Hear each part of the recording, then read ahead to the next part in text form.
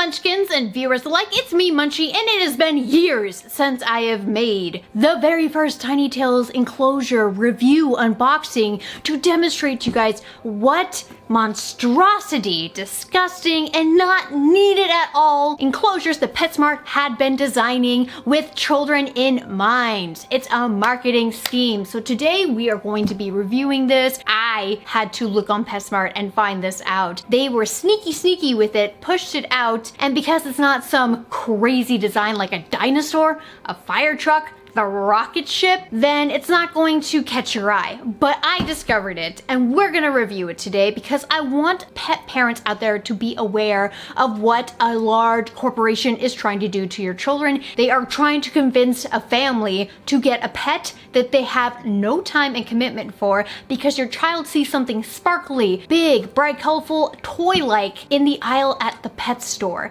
And because you saw this, that means you have to get a living creature, of which then gets discarded a couple months later when your child falls out. Or to unsuspecting older children or adults even, where they thought because this was the only option in the small animals section, that's all that they needed, which is totally wrong. False sense. All Living Things Tiny Tales is the horrible line targeting only to children. Take a look at what we're reviewing today because there wasn't enough female cages out there for little girls. It's now the Tiny Tales featuring not Dash, but Dashly. I made that up because it doesn't say so on the back anymore. They took it off.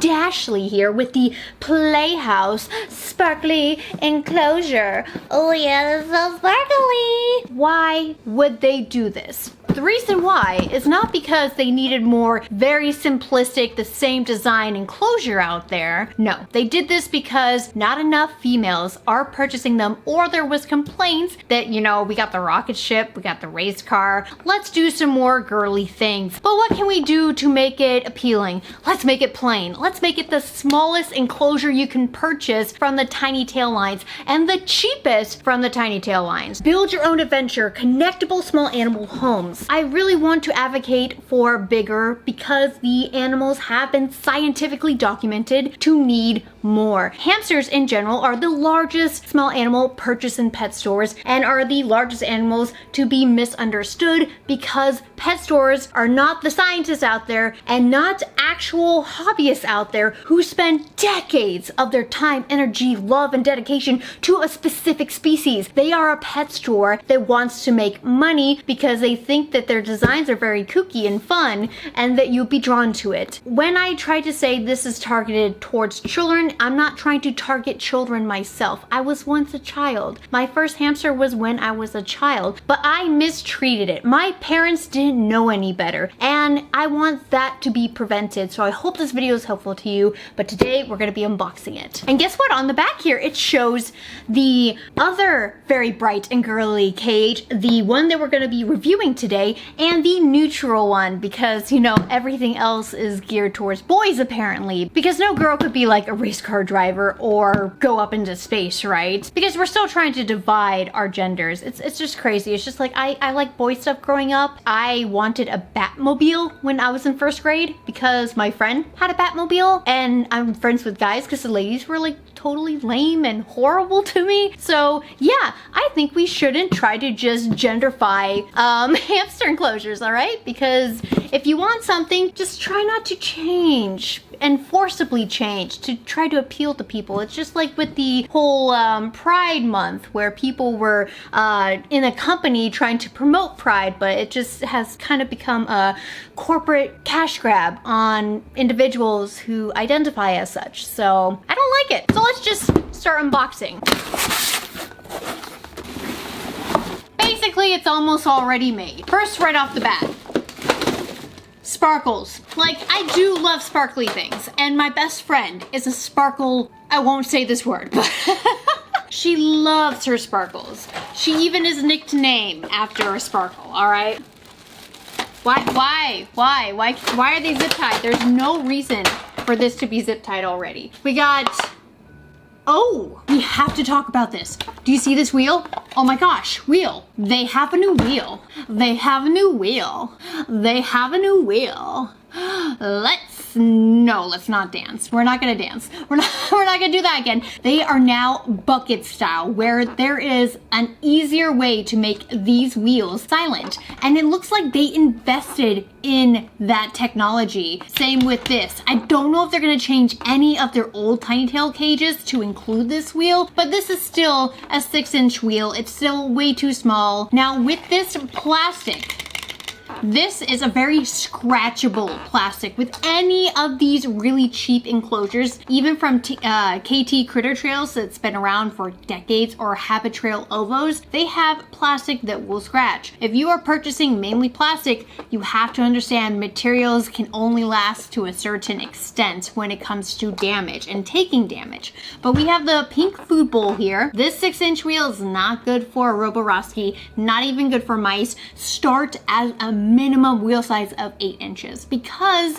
it should be for smaller hamsters and smaller species of mammals, 8-inch wheel minimum. Then 10-inch wheel is kind of an average size. 12-inch wheel is for your large Syrian hamsters, of which this enclosure on the box says for hamsters, but it's very vague. And the reason why it's vague is because they're gonna leave it up to you guys to determine if this enclosure is suitable. They say that as a liability, so you can't sue them. Here's the top.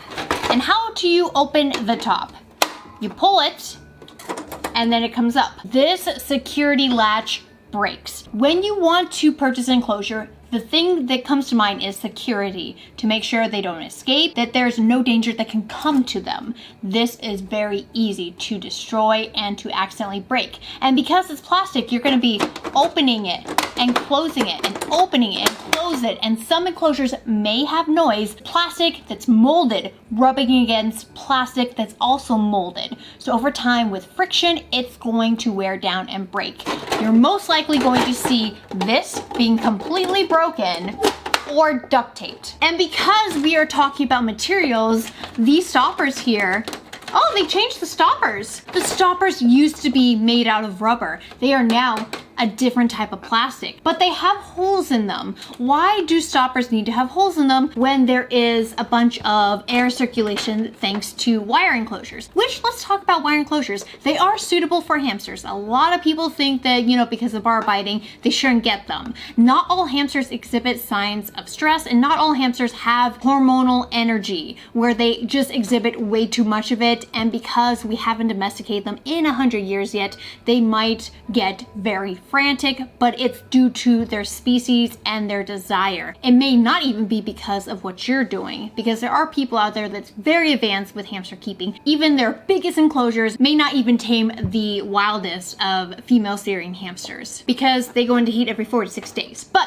let's talk about the wires now, because the wires are what keeps it secure. If they bend, your whole enclosure can't really assemble because there's way too many small components here. I like it when enclosures are simple, that you don't have to have multiple layers upon layers. So right here, when I talk about layers, you have the wire, you will have the pan underneath it, and you'll have the pan on top of it. There's way too many already. And then on top of that, you also have the wires being individuals instead of all together. You have this that's in the way, you have the clips that are in the way. There's just way too much of it that can go wrong. And let's bend it, because we need to see the strength of this. I'm already warping it. Look at that. Do you see that? That's me warping.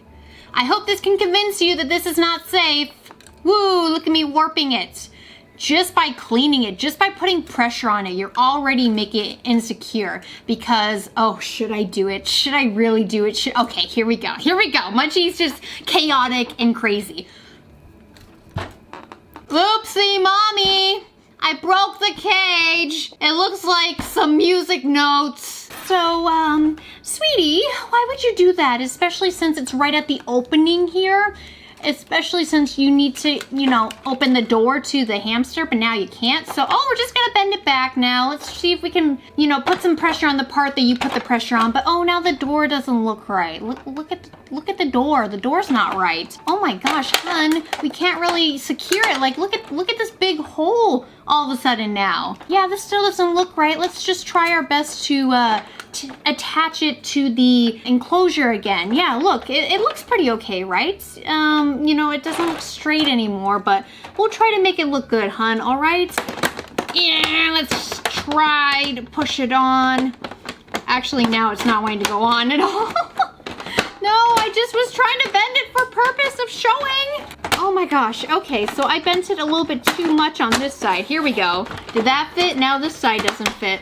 Okay, well, that was chaotic, wasn't it? But before we put on the bottom, let's take a look at what this enclosure gives you. Meet Dash the hamster, which in this case is Dashly. Instead of like telling you how to take care of your hamster, it literally says Dash is a born explorer, always eager to try something new, collect and connect each tiny tail home. Instead of any factual information like, did you know your hamster's teeth grow and they just won't stop, so provide them with our chew toys? At least that would be, you know, helpful, and make sure to always have chew toys. Or just be like, oh, did you know hamsters run in the wild 5 to 10 miles a night? But on average, on their wheel, they run 5 miles a night. Isn't that fascinating? Why can't we be teaching kids instead of saying, look at my imaginary hamster. This is what we're trying to symbolize here. So, instead of that, we're gonna show you a treasure map. Oh, look at the treasure map. This is fun. Woo, learning about hamsters. You can go to Hamster Race Car Island. You can go to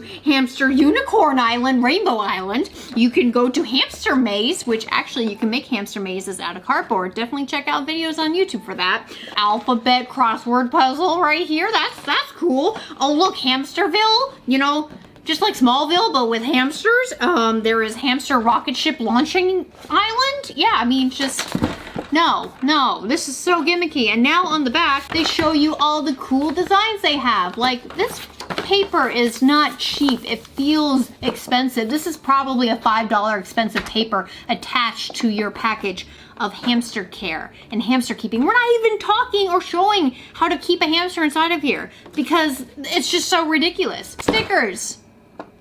I'm not a child. Pets are for everyone, Petsmart. Yeah, dumb. And here's me scratching and damaging it because I'm just at this point very dead inside, and these enclosures really make me mad. I've scratched enough to at least demonstrate to you guys what your hamster's claws are gonna do when they attempt to escape and how this enclosure is gonna look to you. Do you see my masterpiece? It's beautiful, right? I call it chaos in a shoebox because that's what size this is. Hamsters, at least if you want to care for them right in the United States, is 450 square inches of floor space. Here at Munchie's place, we advocate for 600 plus square inches, especially for Syrian hamsters. If you really have to see it, I will stuff a hamster in here. I haven't done that in a while in these videos, but when it comes to demonstration, you really need to see it to believe it. Da da da da da da da! Do you see this? It was already uneven. The pan itself, see, that is the support and base. So if it's doing the wibby wobbles, let's see if I can do it again. See the wibby wobbles. This is bad. I've actually had another Tiny Tails do this to me. By the way, the entrance of this enclosure is very small, so try interacting with a hamster that's about the size of your hand, like a Syrian hamster, and you're probably not gonna be able to. I don't like to run up my video time because it takes forever to edit them, so I'm gonna try to go very quickly. I'm not gonna fill this up, but it's just a very weird design, but at least it's a big water bottle. The time has come where I must show you what this cage is actually mimicking. The exact same cage, but playground mode. Playhouse, playground, playhouse, playground. Less sparkles, more blue. No, yes, blue. But look at this, look at the blue differences. This one's lighter because it's a turquoise. This is a dark blue, ocean blue. Turquoise color, non-turquoise color. Ow. Turquoise, not turquoise, turquoise, not turquoise. A lot of hamster owners and mice owners and even gerbil owners, even though gerbils should never be housed in plastic, they chew it up. They need something with a lot of depth because they spend the majority of their time underground versus hamsters who spend the majority of their time up above ground but sleep underground during the day.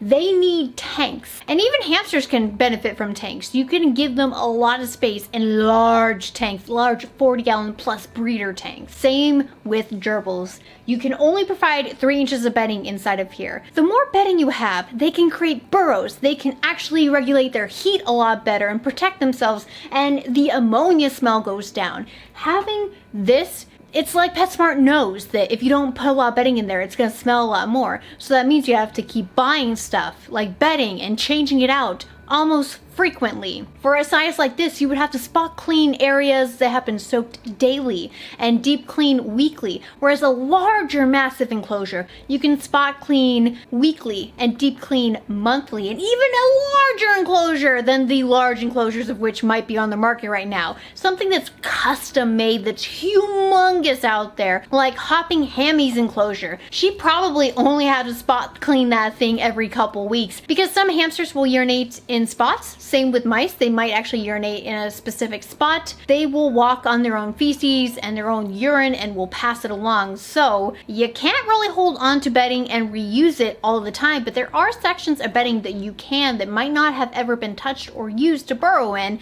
that might be good to hang on to. That way you're not being completely wasteful. This is a small gimmick for people who are not aware. This here is Carlos. I'm just gonna stick my very well tame and big boy hamster inside of the enclosure because, surprisingly enough, some Syrian hamsters purchased at pet stores can grow to his size. So when you see hamsters at a pet store, just understand they're only about 4 to 5 weeks old when they first come in. But when they get bigger, you can start seeing around 3 to 4 months old how massive they are. And by about 7 to 8 months, they are the size of what you're probably going to be seeing for the rest of your life. As you probably can see, you cannot see him. And that is because this is very difficult to look inside of. The only thing you can really see is when there's transparent parts here and when he's actually very close to the wire. But because the wire is so small but so thick, it's hard to see him. Come on, boy, show everybody you know how to escape. Point being made is he's massive for this enclosure. And if more than likely you have a Syrian hamster, this is way too small. But Munchie, you can connect them. It's best to have a cage that has unbroken floor space, but the main concern is materials. Even if you connect to another cage, that's another like $20 to $60 plus, because some of their bigger enclosures, like the dinosaur and fire truck, are over $100 or around $100. What are you trying to do? Oh, you're trying to climb it? Oh, silly boy. Please don't use this enclosure. Leave me a comment below if you even knew this thing existed. But thank you guys so much for watching today's video. If you liked it, please leave a like. It helps out with the algorithm and promoting this video and the channel to people, because we are just kind of a small community of hamster lovers or just pet lovers in general here. So if you want to be a part of that, you're welcome to become a part of the Munchkin family. So I'll see you guys in the next review video, and thank you so much for watching. Bye!